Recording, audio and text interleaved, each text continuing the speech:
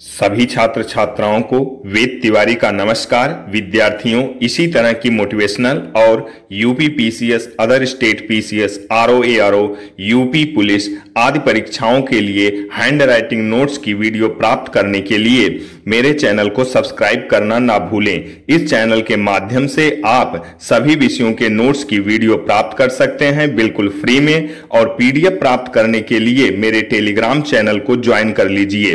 Video में नीचे link दी गई है। जय हिंद, जय भारत, वंदे मातरम, सत्यमेव जयते। वित्त आयोग भारतीय संविधान के अनुसार 280 में वित्त आयोग का उपबंध किया गया है। वित्त आयोग एक संवैधानिक निकाय है। वित्त आयोग का गठन राष्ट्रपति के द्वारा किया जाता है। वित्त आयोग का कार्यकाल सामान्यतः 5 वर्ष का होता है। वित्त आयोग के प्रमुख कार्य। वित्त आयोग के प्रमुख कार्य निम्नलिखित हैं। केंद्र और राज्यों के मध्य सेतु के रूप में कार्य करना, केंद्र और राज्यों के मध्य करों का वितरण कराना, राज्यों को वित्तीय अनुदान प्रदान करना, योजना आयोग व राष्ट्रीय विकास परिषद के मध्य समन्वय स्थापित करना। पहला वित्त आयोग 1952 में गठित किया गया था। पहले वित्त आयोग के अध्यक्ष केसी नियोगी थे। 12वां वित्त आयोग 2005 से 10 तक रहा। 12वें वित्त आयोग के अध्यक्ष सी रंगराजन थे।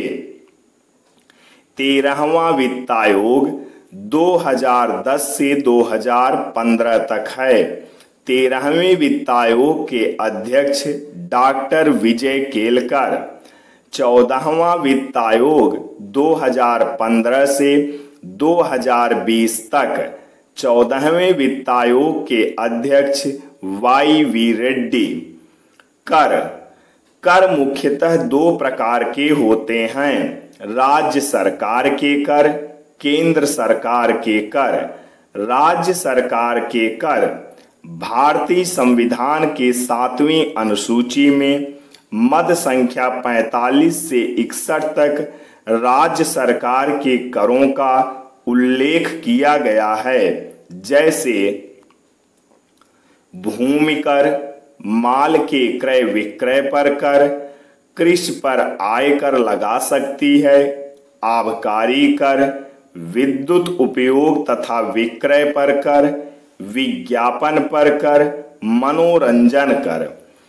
केंद्र सरकार के कर भारतीय संविधान के 7वीं अनुसूची में मद संख्या 62 से 92 तक केंद्र सरकार के करों का उल्लेख है। जैसे आयकर, इनकम टैक्स, सीमा शुल्क, कस्टम ड्यूटी, उत्पाद शुल्क, स्टाम्प शुल्क, समाचार पत्रों के क्रय विक्रय पर कर, रेल यात्री तथा माल भाड़े पर कर, निगम कर। कर 2 प्रकार के होते हैं: प्रत्यक्ष कर, अप्रत्यक्ष कर। प्रत्यक्ष कर का भुगतान नहीं व्यक्ति करता है। प्रत्यक्ष कर का भुगतान वही व्यक्ति करता है जिस पर ये आरोपित किए जाते हैं। जैसे आयकर, निगम कर, संपत्ति कर, संपदा शुल्क, उपहार शुल्क। अनुषंगी लाभ कर, प्रतिभूति लेन देन कर। अप्रत्यक्ष कर सीमा शुल्क, उत्पाद शुल्क, निक्री कर, सेवा कर। संपदा शुल्क भारत में संपदा शुल्क सबसे पहले 1953 में लगाया गया था तथा इसे 1 अप्रैल 1985 को समाप्त कर दिया गया था। संपत्ति कर, संपत्ति पर कर पहली बार केल्डर की सिफारिश पर 1957 में लगाया गया था। उपहार कर पहली बार 1968 में लगाया गया था तथा इसे 30 सितंबर 1998 को समाप्त कर दिया गया था। भारत सरकार की आय का सबसे बड़ा स्रोत निगम कर है। उत्तर प्रदेश सरकार की आय का सबसे बड़ा स्रोत व्यापार कर है। विद्यार्थियों, आज बस यहीं तक, फिर इसके आगे अगले पार्ट में देखते हैं। तो ऐसी ही वीडियो पाने के लिए चैनल को सब्सक्राइब करना ना भूलें। जय हिंद, जय भारत, वंदे मातरम, सत्यमेव जयते।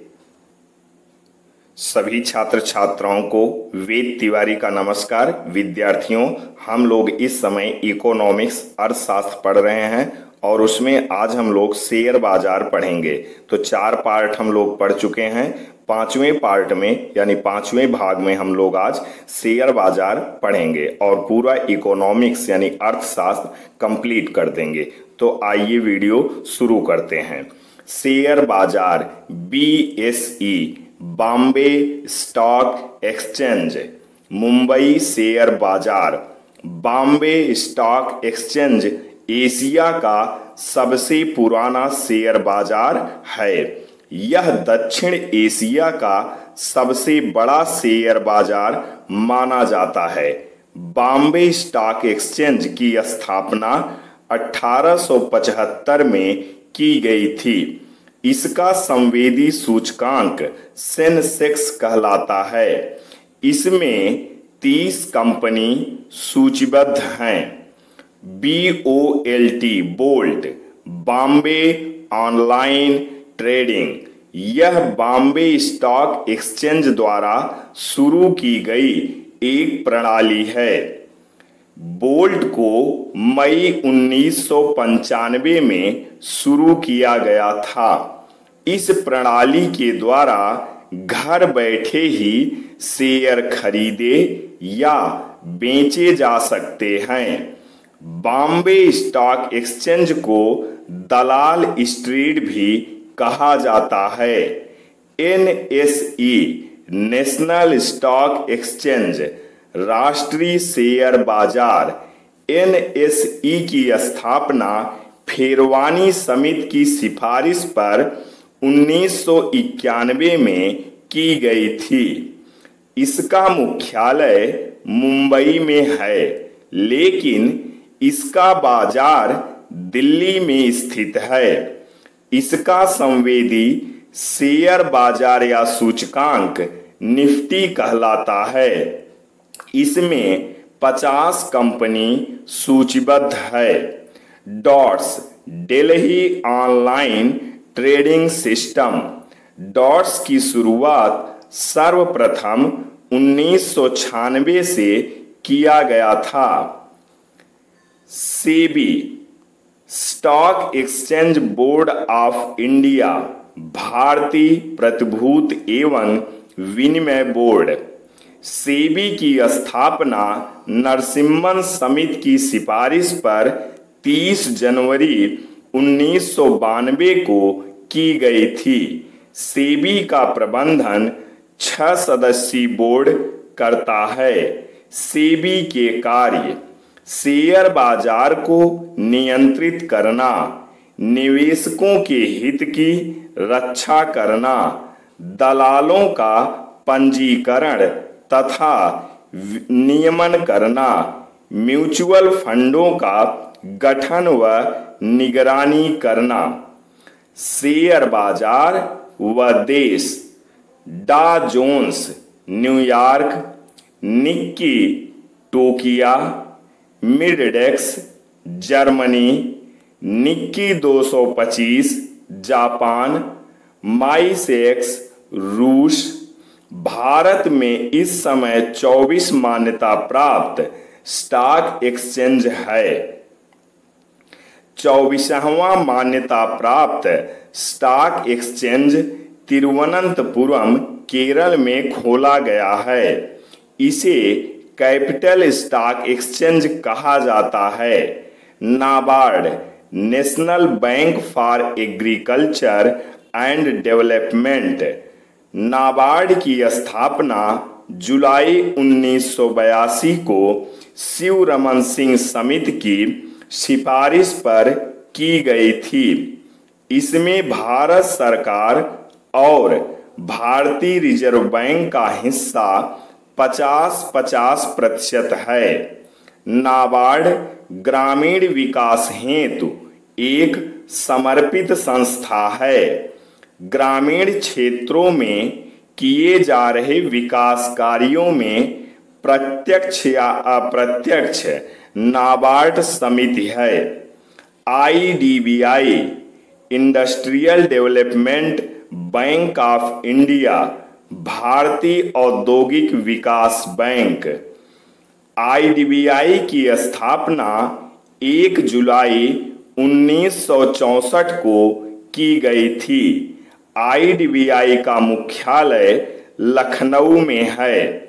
IDBI का मुख्य उद्देश्य उद्योगों की स्थापना व विकास के लिए वित्तीय सहायता प्रदान करना है। SIDBI small industrial development bank of India भारतीय लघु उद्योग विकास बैंक। SIDBI की स्थापना 1990 में की गई थी। SIDBI का मुख्यालय लखनऊ में है। यह मझोले एवं कुटीर उद्योगों की स्थापना व विकास के लिए करती है।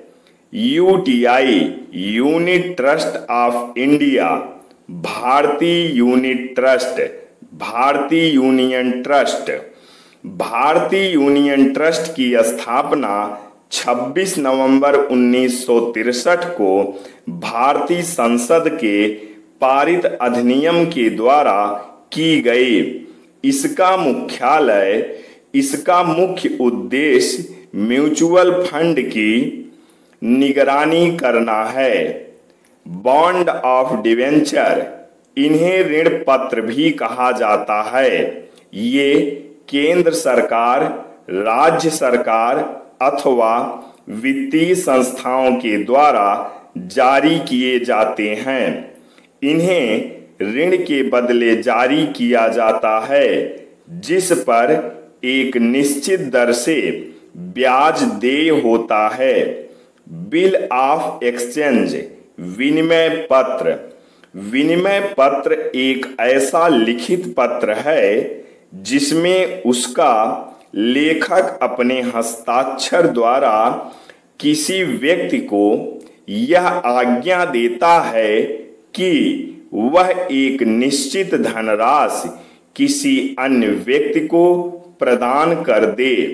ब्लू चीफ, ऐसी कंपनी जो आर्थिक रूप से सशक्त होती है, जिन्हें सहायता की आवश्यकता नहीं हो, वह ब्लू चीफ कहलाती है।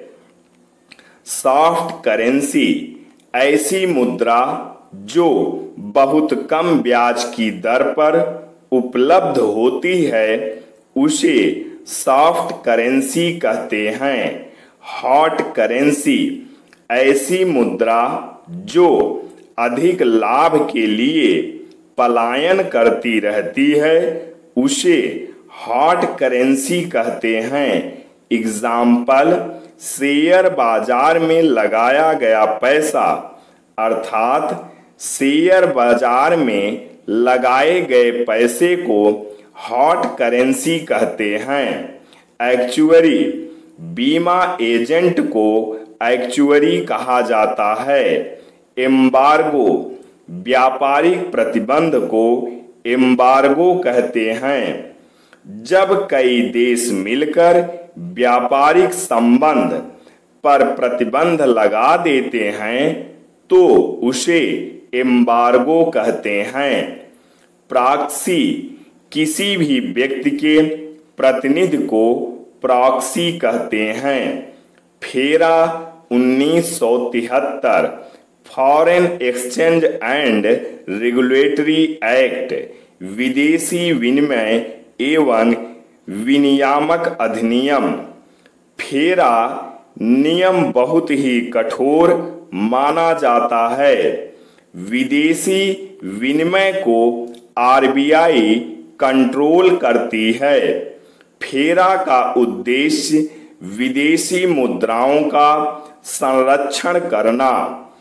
फेरा सन 2000 में बंद कर दिया गया। FEMA 2 December 1999 foreign exchange and management act 2 दिसंबर 1999 को भारतीय संसद के द्वारा फेमा अधिनियम पारित किया गया था।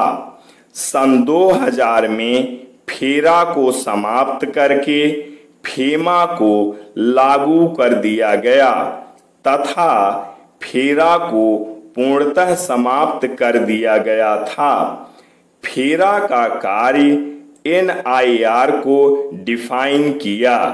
वह व्यक्ति जो 182 दिन भारत में रहा हो लास्ट फाइनेंशियल ईयर, वह भारतीय माना जाएगा। फेमा अधिनियम ने भारतीय रिजर्व बैंक को विदेशी विनिमय को नियंत्रित करने के लिए पूर्ण अधिकार प्रदान कर दिया। शेष स्पेशल इकोनॉमिक जोन्स विशिष्ट आर्थिक क्षेत्र। विशिष्ट आर्थिक क्षेत्र एक ऐसा अनन्य क्षेत्र है जहां पर सरकार सभी सुविधाएं उपलब्ध कराती है। सेस एक्ट 2005 में आया था। सेस एक्ट 2 फरवरी 2006 से प्रभावी हुआ था, अर्थात 2 फरवरी 2006 से इंडिया में लागू हुआ था। कांधला गुजरात भारत का पहला सेस है। कांधला फ्री ट्रेड जोन है। सेस के लिए जो जमीन होगी वह जमीन गैर कृषि जमीन होगी। EPZ एक्सपोर्ट प्रोसेसिंग जोन निर्यात संवर्धन क्षेत्र। पहले EPZ आया, बाद में यही सेस में बदल दिया गया। इंडिया में कुल 8 जगहों पर EPZ बनाया गया। यही 8 EPZ सेस में परिवर्तित कर दिया गया। 8 EPZ और उनके स्थान कांधला गुजरात, सांतराकुज मुंबई, फाल्टा पश्चिम बंगाल, नोएडा उत्तर प्रदेश, कोच्चि केरला, चेन्नई तमिलनाडु, विशाखापट्टनम आंध्र प्रदेश, कर्नाटक बेलगांव। अब यहां से आपका सिलेबस कंप्लीट हुआ। विद्यार्थियों, इसमें महत्वपूर्ण बातें ही सिर्फ बताई गई हैं एक नोट्स के तौर पर, जो कि आप पढ़कर IAS, PCS, ROARO, UP police all one day exam आप दे सकते हैं। अब इसके बाद से यहाँ पर थॉट्स लिखे गए हैं जो आप पढ़कर थॉट्स का आनंद ले सकते हैं और ये आपके विद्यार्थी जीवन के लिए बहुत ही महत्वपूर्ण थॉट्स लिखे गए हैं। मेरी हर फाइल में शुरू के 4 पेज और आखिरी के 4, 5 या किसी में 6 पेज, किसी में 10 पेज आप मोटिवेशनल बातें पाएंगे जो कि हर विद्यार्थी को अवश्य पढ़ना चाहिए, क्योंकि विद्यार्थी जीवन कैसा होना चाहिए ये सारी बातें इन थॉट्स के माध्यम से मैं आप लोगों के सामने पेश करने की कोशिश किया हूं, तो आप सब लोग इसको स्टॉप करके वीडियो को आप इन सब को पढ़ सकते हैं और अपने जीवन में कई बदलाव ला सकते हैं, कुछ नई चीजें सीख सकते हैं। तो विद्यार्थियों, ये इकोनॉमिक्स की वीडियो आपको कैसी लगी आप कमेंट करके अवश्य बताएं। मैं जल्द ही आपके सामने बारी बारी से अपनी सारी फाइलों को आपके सामने पेश करूंगा। जीएस के सभी पार्ट, सीसैट के सभी पार्ट, यानी ऑल कंपटीशन के लिए आपको कहीं से किसी और चीज की जरूरत नहीं पड़ेगी, क्योंकि जीएस के सारे पार्ट, फिर सीसैट के सारे पार्ट और इसके बाद करंट उस समय हम पेश करेंगे जब एग्जाम बिल्कुल नजदीक में आ जाएगा। तो अब यहां पर जाकर आपकी फाइल समाप्त होती है। तो ये था संपूर्ण इकोनॉमिक्स। सिर्फ वही बातें हमने आपको बताई हैं जो बहुत ही ज्यादा इम्पोर्टेंट है। नोट्स का मतलब ही होता है शॉर्टकट, वरना इंसान या कोई भी विद्यार्थी बुक को न पढ़ ले, एनसीईआरटी को न पढ़ ले, वो पढ़ना बहुत जरूरी है। पर नोट्स का मतलब कि आपका कॉन्फिडेंस चरम सीमा पे पहुंच जाता है कि अब मैं एग्जाम क्वालिफाई कर जाऊंगा। तो विद्यार्थियों, अगर ये वीडियो अच्छी लगी हो तो आप ऐसी ही वीडियो पाने के लिए चैनल को सब्सक्राइब करना ना भूलें। आर्यावर्त, जम्बूद्वीप, भारतवर्ष, हिंदुस्तान, इंडिया, भारत, जय हिंद, जय भारत, वंदे मातरम, सत्यमेव जयते।